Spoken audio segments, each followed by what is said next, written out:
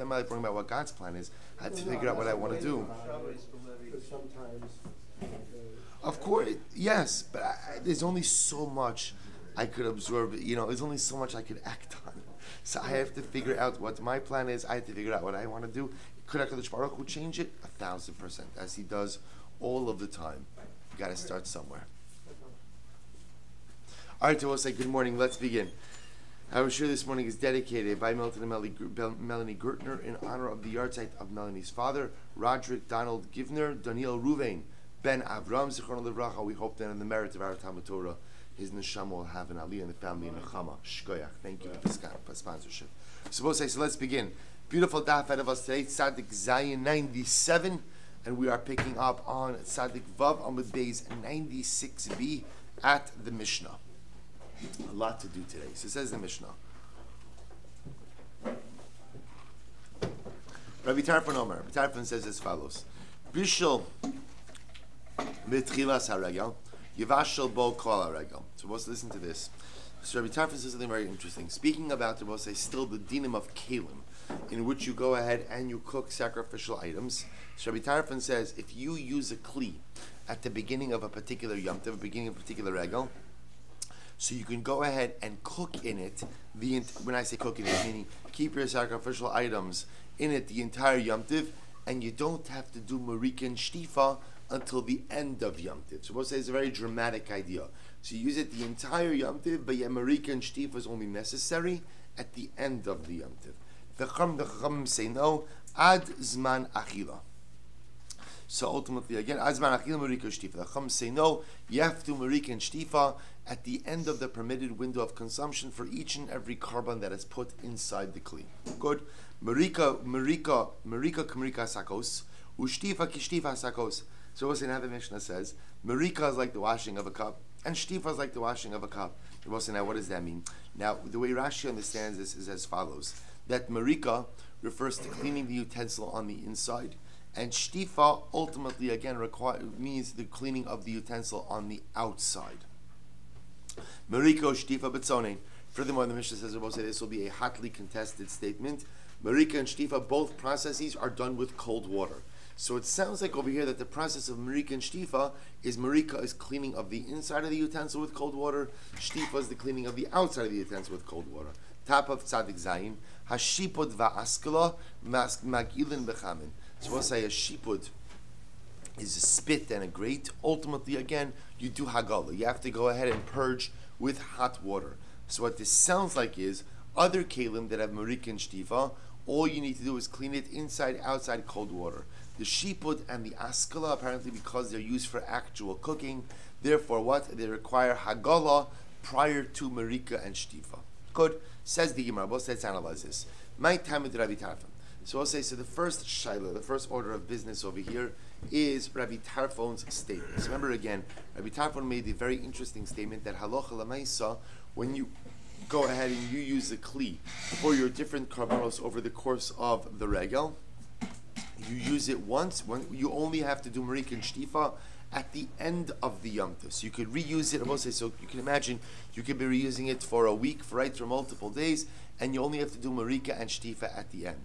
Says Gemara, my time is Rabbi Tarfon. What's Rabbi Tarfon's logic? Da'amar kra ufanisa baboker v'halachti le'ohalecha.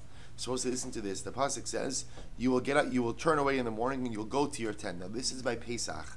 So remember again, so this pasuk itself is quite interesting, because the pasuk essentially says you offer up korban Pesach the first night of Pesach, and then in the morning you'll go back to your tent. The Most say now the Pashtus, that's not true, because remember again, the first day is Yom Tiv. People aren't going back home if you came from a faraway place on the first morning of Yom Tiv.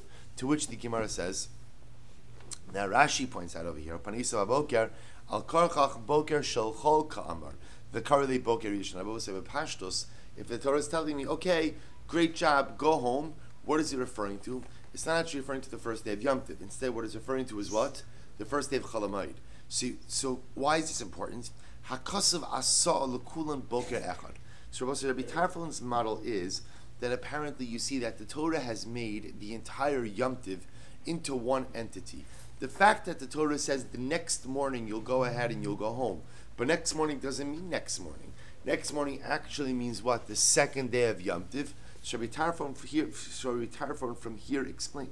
Rabbi Tarfon says from here you can see that the Torah is making the entire Yom Tiv like one entity.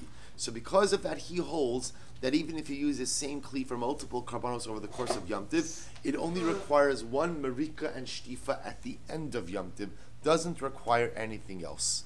Maskif la Rav Achtabai Bar Ami. So Rav Achtabai Bar Ami says, well, if that's the case, you're telling me v'chi ein pigel beregel ve'ein nosa beregel.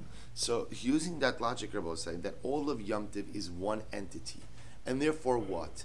And therefore halacha l'maisa you only need one marika and shtifa at the end of Yom Tiv.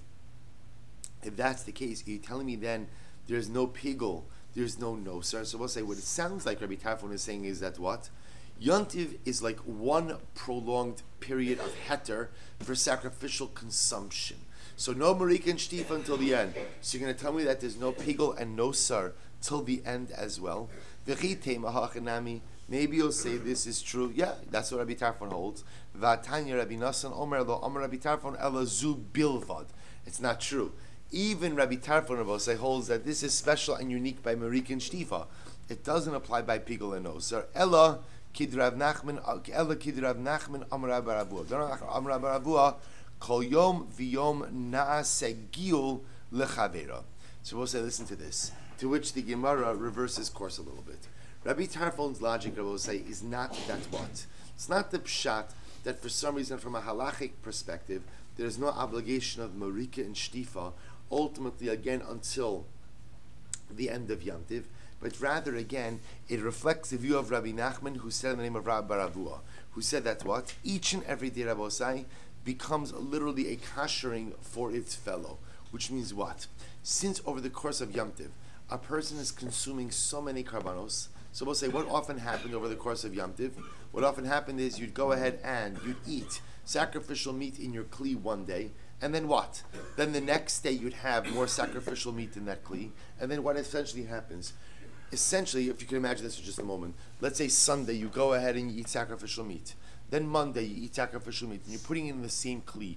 The moment you put hot meat in that kli on Monday, so we'll say that essentially does what? It purges the blios of Sunday. So because over the course of Yom Tov you're eating so much sacrificial meat, each day essentially kashers the absorptions of the day before. And that's why Rabbi Tarfon says, because the kashering is happening, there's no issues of any kind of blios, and that would become pigol or nosar, and therefore again, the marika and shtifa only has to be done at the end of Yom Tov. Take a look at Rashi. Na'aseh giyul lechavero. So Rashi says, mitoch shash shlamim mitzuyim beregel. Since we'll say a person is eating a lot of shlamim over the course of Yom Tiv, ein balua shala na'aseh nosar. Really, the blios, the absorptions in the kli, really never have the opportunity to become nosar, never have the ability to exist past their permitted window. Why not? Shaharizman shlamim lebeiz yamim. Because also remember again, shlamim was the most common carbon brought during the Yamim Tovim. Because remember again, a person wants to eat meat, they also want to offer up a carbon. So the sacrificial window for shlamim is 2 days, 2 days and 1 night. So if I'm eating shlamim on Sunday, shlamim on Monday, upoleit ma shebala esmol, ubalei menachronim. Nimtza she'ino bali de nosar.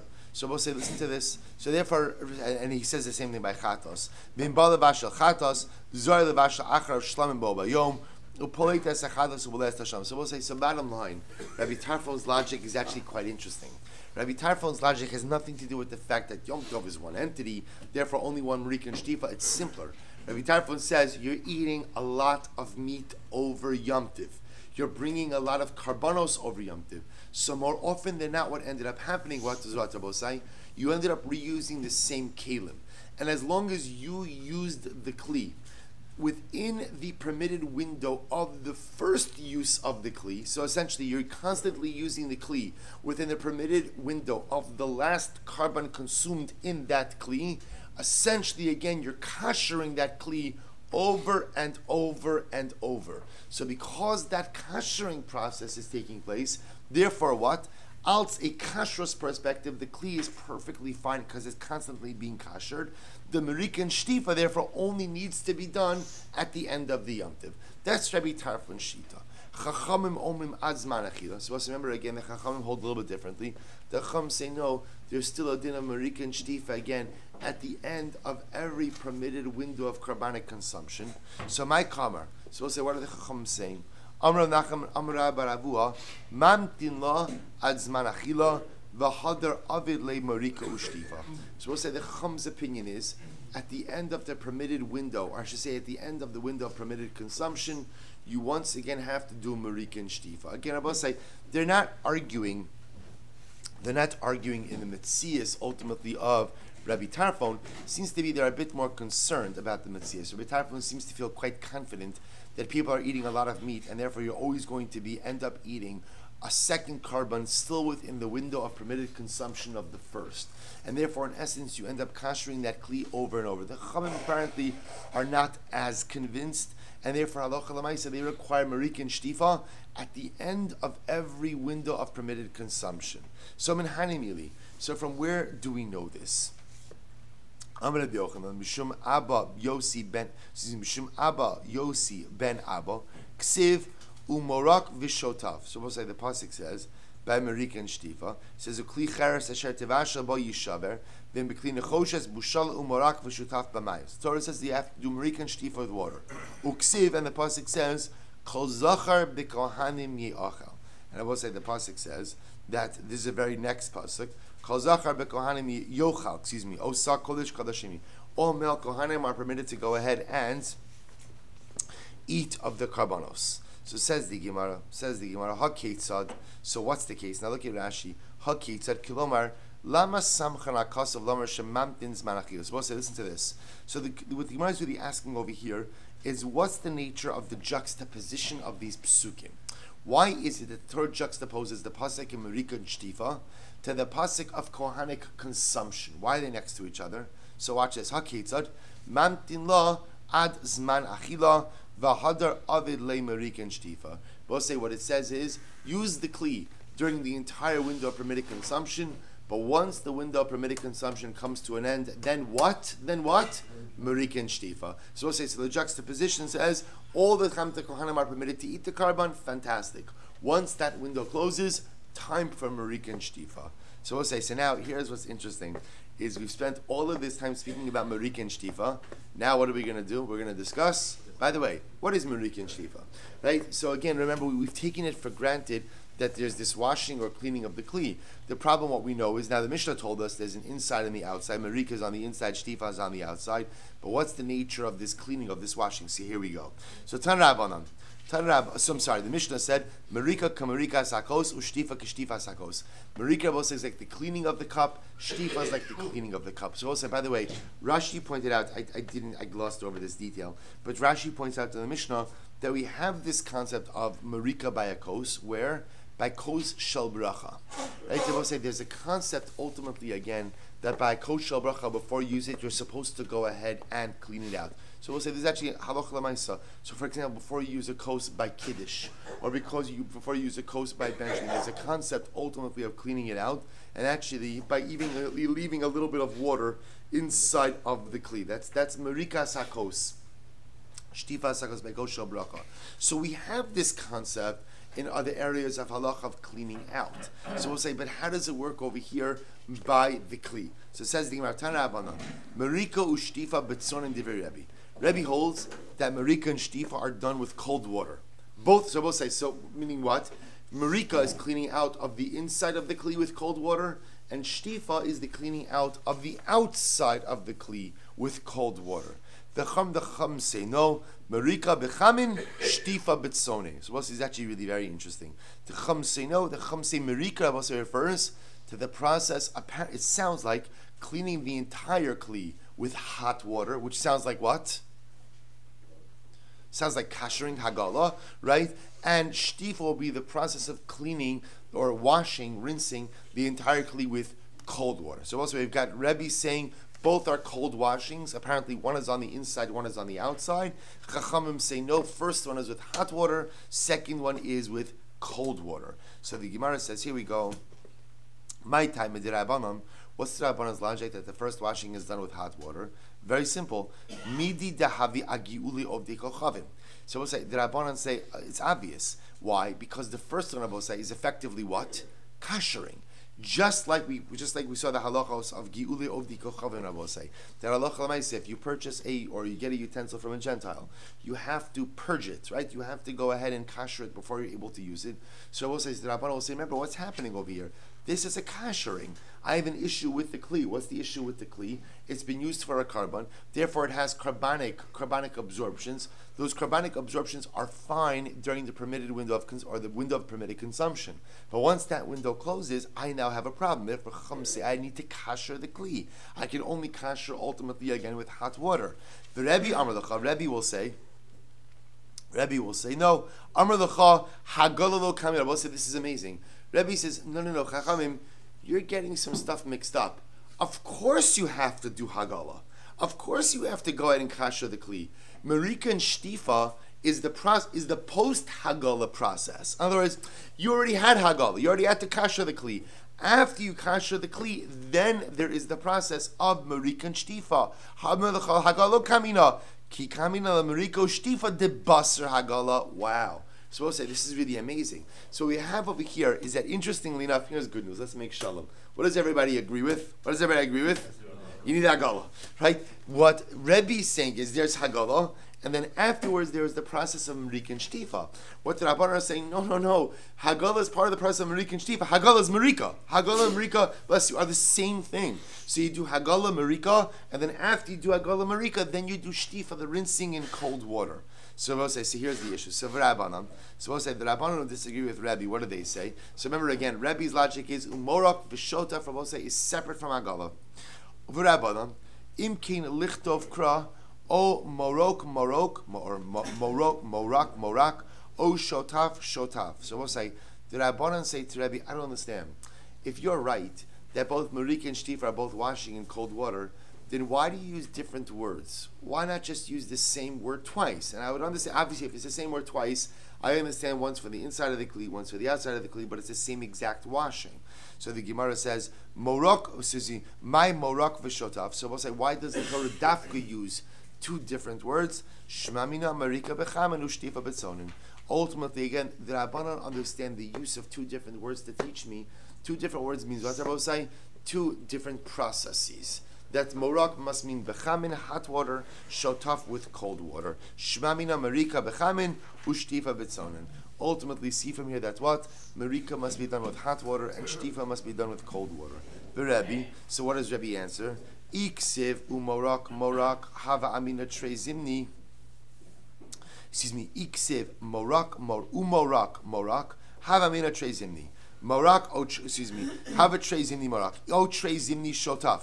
So the kach ksiv morak v'shotaf lomar lecha merika k'merika sakos shtifa k'shtifa sakos. So we'll say what Rebbe's picking up on over here is lashon of the pasuk is umorak v'shutaf. In other words, the pasuk could have just said morak shutaf or morak or shutaf. The fact that it says umorak v'shutaf indicates to me that what?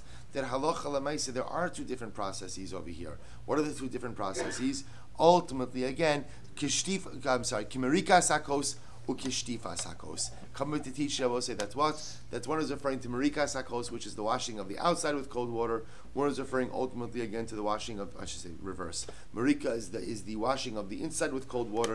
Shtifa is the washing of the outside with cold water. So we'll say fundamental machlokas between Rebbe and the Chacham about Merika and Shtifa. Rebbe holding they're both with cold water. One is the outside, one is the inside. But even Rebbe agreeing that this is preceded by act of Hagala. Chachamim saying no. Halacha l'maaseh Merika is Hagala. Shtifa is the washing of the kli with cold water. We'll say how do we paskin? So the Rambam in Hilchos Maseh Kavanas Perek Ches. Halacha Yud Beis paskins like the Chachamim.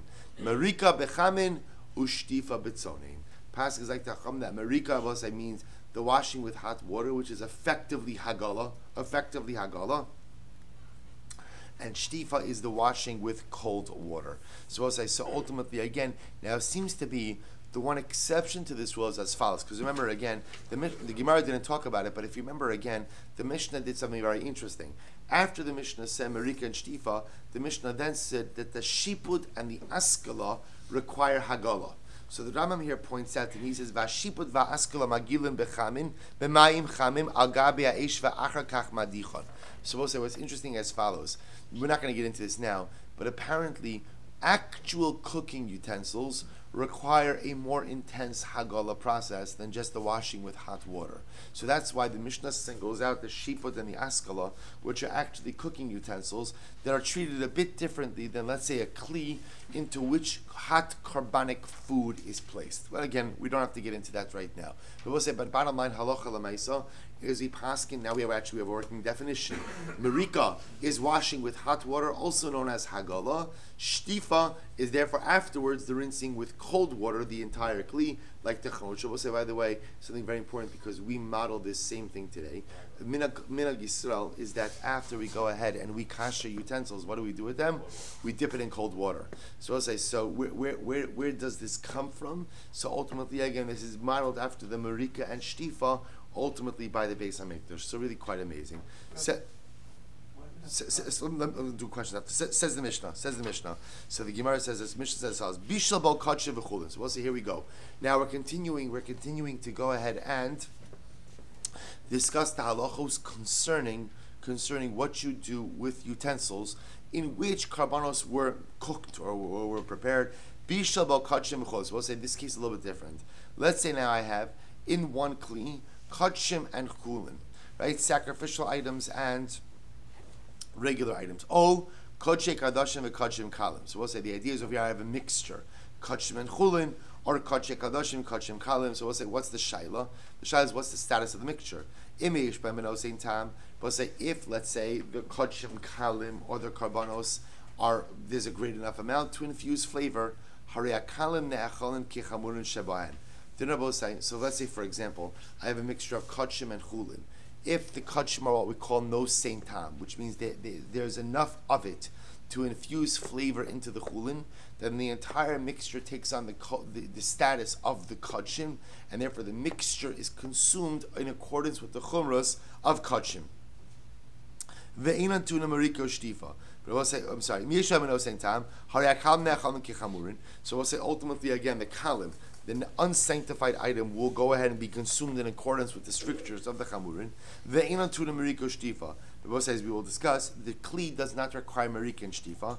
Ve'enan poslin b'maga. And I will say for argument's sake, and we're going to discuss all of this in a case where it was a mixture of something that was puzzle with something that was not puzzle. It does not convey the psul through maga, through touching. Similarly, rakik, we're going to define what these cases are. Rakik shanaga berakik. We'll say this is if you have a carbonic wafer, one wafer, which is a type of mincha, that touches another wafer. So we'll say, let's say one of them is puzzle, one of them is kosher.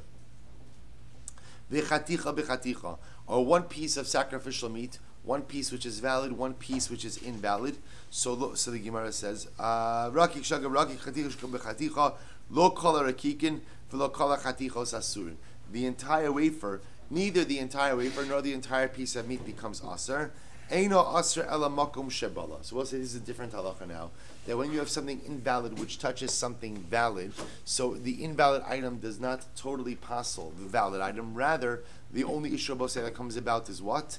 In the place where they touched. In the place where they touched, that's where there could be an issue. Again, we'll discuss further in the Gemara. My comment, we'll say, what is the Mishnah saying? So now what the Mishnah is teaching me is that if I have a mixture, either between various items or items of varying sacrificial sanctity, or for that matter, a chulin item with a kadosh item, so we'll say, what's the status of the mixture? It depends. If there's enough of the sanctified item to infuse taste into the non-sanctified item, then what? The entire mixture is treated like the sanctified item. So my kamer, emesha menosein tam, harei kalin shebahen, harei kalin echalin kechamurin, utuunin mariko shtifa, uposlin b'maga. So we'll say, if ultimately again I have a mixture of sanctified item with non-sanctified item, and there's enough of the sanctified item to infuse taste into the non-sanctified item, then guess what? The mixture is consumed like a sanctified item. The kli will require marika and shtifa. We'll say postin b'maga means, and if the item was invalid, it could convey that psul through touching.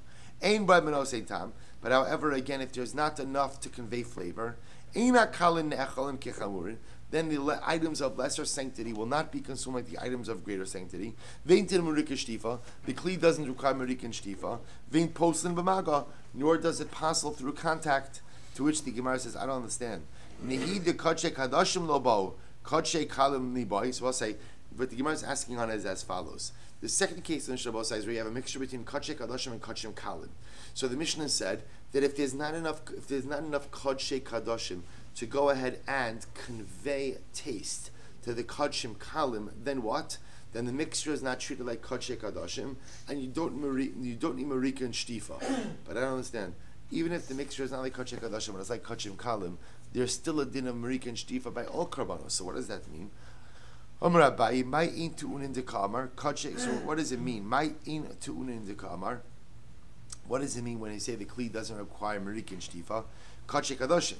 It means it doesn't require marika and shtifa as kache kadashim. Aval kachim kalim tu'unin. But I will say it does require marika and shtifa. Alts kachim kalim. Rava said, Haman, whose opinion does this reflect? Rabbi Shimon, the Amar kachim kalim ain't to marika and shtifa. So we'll say it's possible that also reflects the view of Rabbi Shimon, because Rabbi Shimon in general holds that kachim kalim do not require marika and shtifa. So bishlam al Rava hainu diktani o kache kadashim v'kachim kalim. So we'll say according to Rava, I understand why it includes the case of kache kadashim and kachim kalim. El Abaye tartalam. But we'll say according to Abaye, ultimately again, why does it include the case of both chulin and kache kadashim and kachim kalim? So tzrichi needs both. I'll tell you why. Ditana kachim v'chulin. If the Mishnah would have just said the case of kachim and chulin, hava amina chulin hu dimevatli kachim.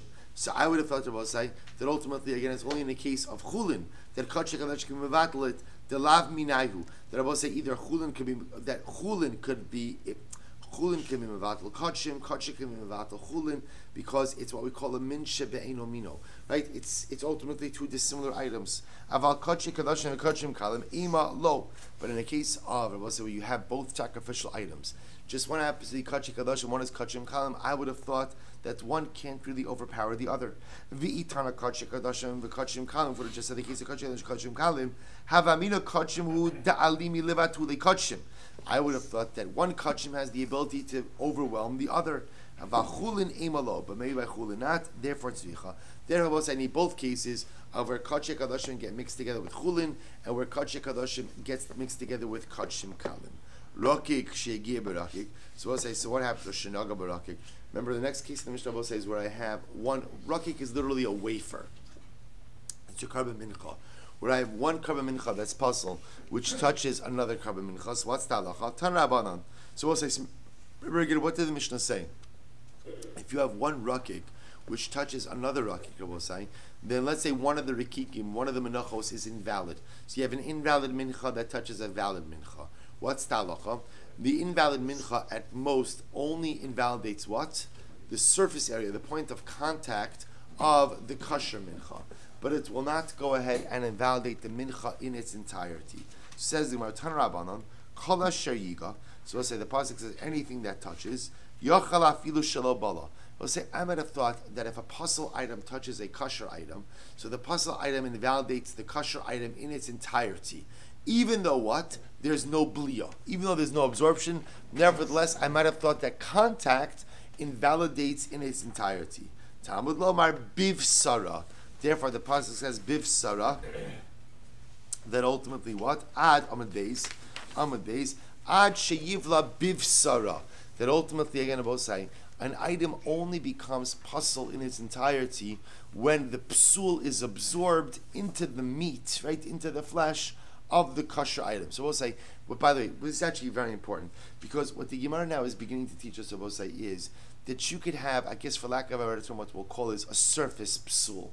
What's a surface psul? That's this case. I have an invalid mincha, which touches ultimately, again, a valid mincha. So we'll say, remember again, without the medium of cooking, so we assume that an item cannot become usher in its entirety. So what happens when there is contact between a kosher item and a puzzle item? So I'll say, what does that do? That conveys surface psul. Surface psul says that the point of contact will become pasul, will become invalid, but the rest of the item is totally fine. So we'll say, where are we learning this from? Because the pasuk says, Kala sheyiga bivsara yikdash. This is by the chatos, right? Anything that touches the chatos, yikdash. So we'll say, but the idea is bivsara means it's inside of the flesh. Kala sheyiga bivsara yikdash. Whatever touches the chatos, ultimately again becomes kodesh like the chatos. So the Gemara says as follows: Ad sheyivla bivsara, until it becomes absorbed in the flesh itself. In other words, an item only takes on complete psul when the psul is absorbed into the flesh of the item. Yochel naga b'miktzas chaticha yekula pasul. I'm at a say if what? Let's just use the example over here. The invalid chatos touches a piece of something else, that the entire item, the entire entity will become totally pasul. Talmud lomar yiga, right? Talmud lomar. So the pasuk says, Kol asher yiga b'fsara yikdash. So yiga hanogea pasul. So we'll say ultimately again that which touches will be pasul. To which the Gemara says hakisa. So we'll say the Gemara says I'm a little bit confused over here because it says like there's two different things that's happening over here. What you're telling me is sometimes when there's contact with a davar hapasul, the quote unquote kosher item will become totally pasul, and sometimes when there's contact with an item that's pasul, only the point of contact becomes pasul. So how do you understand which case is which? So here we go. Ha kesad chotech es makom shebala. So we'll say ultimately again what it means is as follows. When there is, let's say we'll say an act of cooking something together with a davar hapasul, so the kosher item becomes totally pasul because the psul is absorbed in the flesh in its entirety. And sometimes where there's just contact without cooking, so the psul is only conveyed to where? The point of contact. Therefore, what do? Chotech es makom shebala. All you have to do, Rabbosai, is cut off the point of contact. And once you cut off, once you go ahead and remove the point of contact, there was an interesting lesson when we get to Maseches Chulin, we're going to deal with all of these halachos in the realm of kashrus, because these cases actually do come up. And halacha l'maisa, ultimately, again, we'll go ahead and we'll see how much of the surface area you actually have to remove. So it says the Gemara, bivsara. So we'll say when the pasuk says bivsara and chatos, bivsara, velo begidin velo ba'atzama. So we'll say now we're going to just darshan this pasuk just a little bit. So remember again, this is the pasuk by chatos. Kol asher yiga bivsara yikdash. We'll say if you have a chatos, specifically like either a kasher chatos or chatos psula, so if something else comes in contact with that chatos, it becomes pasul. So we'll say it's only the flesh of the chatos that conveys the chatos identity. Bivsara velo begidin velo ba'atzamas. We'll say, but if something comes in contact with the sinews of a chatos, or the bones of a chatos, or the karnaim, we'll say karnaim are the horns of a chatos, talfaim are the hoofs of a chatos. So we'll say in all of these cases, it is only the flesh itself which conveys chatos identity. The other, what we'll call subsidiary parts of the chatos, do not convey chatos identity. Yikdash. So the pasuk says, it was like yikdash. What does that mean? Lihios kamoha. We'll say that essentially, whenever the flesh of a chatas comes in contact with something else, it conveys chatas identity to that second item. What does that mean? So the Gemara says, ha ketzad, im psula hiti pasal. If ultimately, again, the chatas is pasal, then it will convey that psul to the item that it touches. Im ksheirahi tochal kachamar sheba. And I will say, if the item that the chatas is touching, if the chatas itself is kosher, then I will say, what does it do? It transfers chatas sanctity to that item. Now, what does it mean? It transfers chatas sanctity. So, for example, I will say, if you take a piece of chatas meat and you cook it with other pieces of meat, and let's say again, for argument's sake, the chatas is the robe, the chatas is the majority of the mixture. Then what happens to that chulin meat? What happens to that unconsecrated meat? It becomes like chatas. What does it mean it becomes like chatas? In other words, it has to be consumed with the strictures of chatas consumption. Good. So we'll say, so essentially, if you go ahead and you cook chatas meat with other items, chatas will always convey its status to whatever you're cooking it with. Which is, if it's a chatas psula, then the other pieces of meat will become basal. It's if a chatas kshera, it's fine, the meat is still consumable. But halach l'maisa has to be consumed in accordance with the strictures of chatas consumption. So the Gemara goes weiter.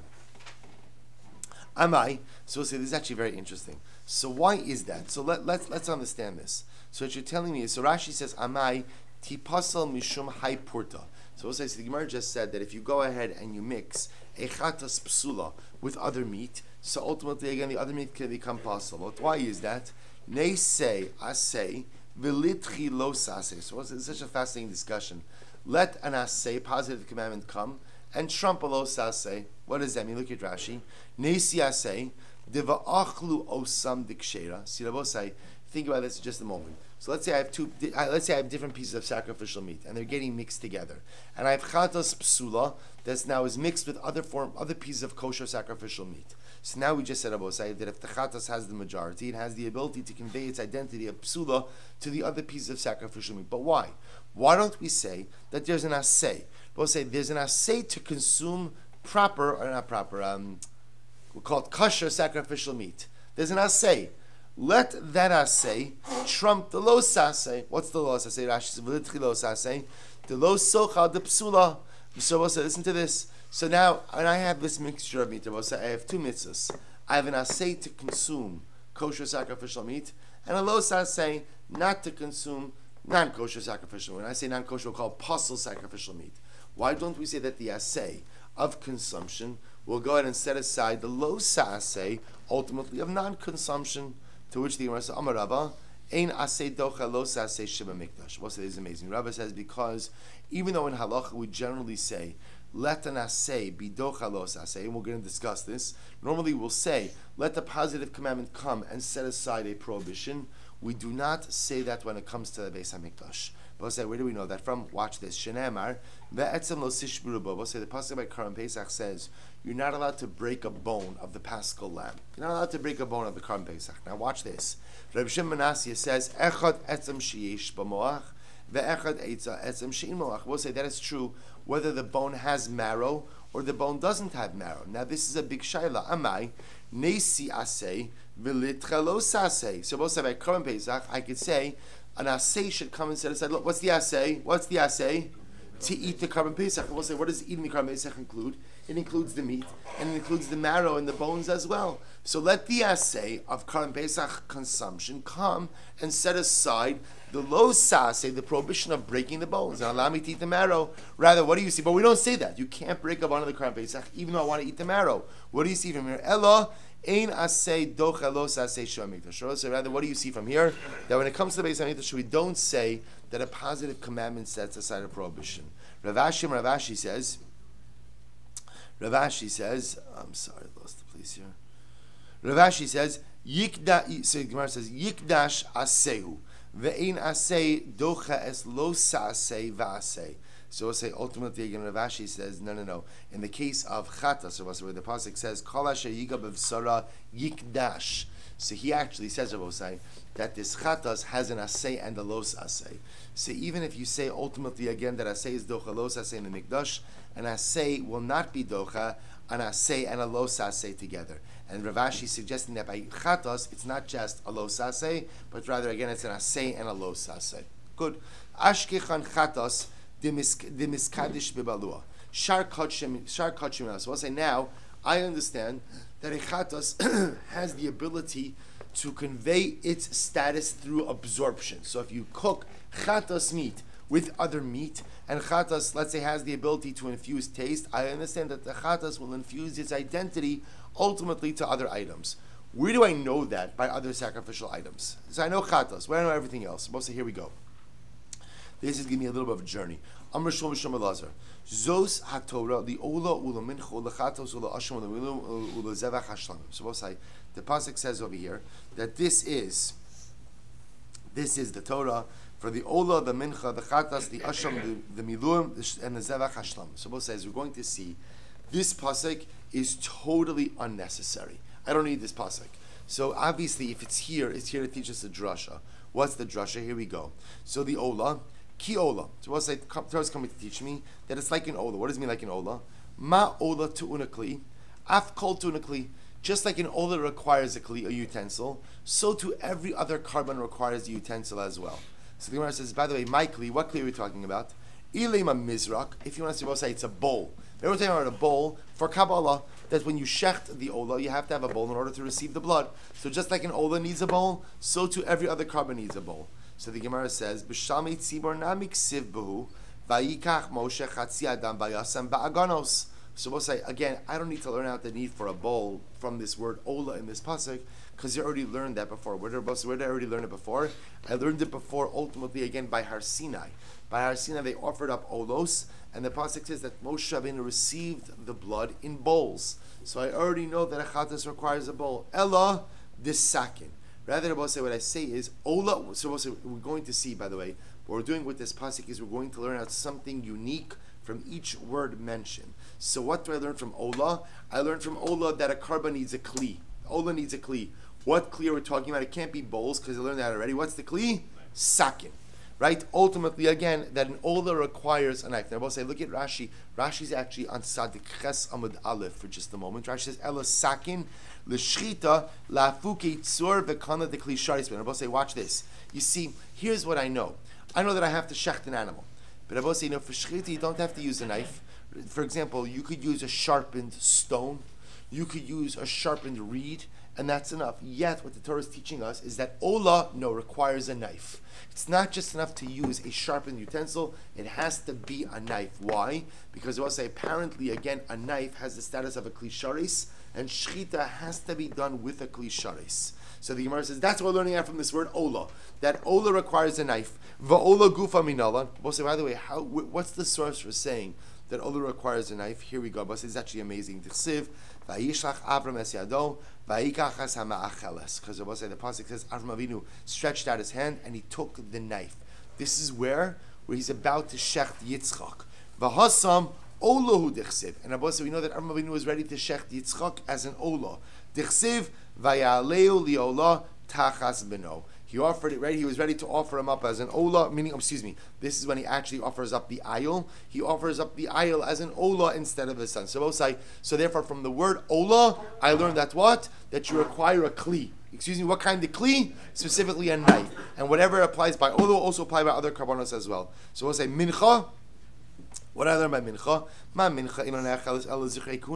Just like the mincha is only consumed, right, by male kohanim, so to all karbanos are only consumed by male kohanim. Mahi. So what exactly are you referring to that other karbanos are consumed by male kohanim? Ichatas v'asham b'hejiksiv.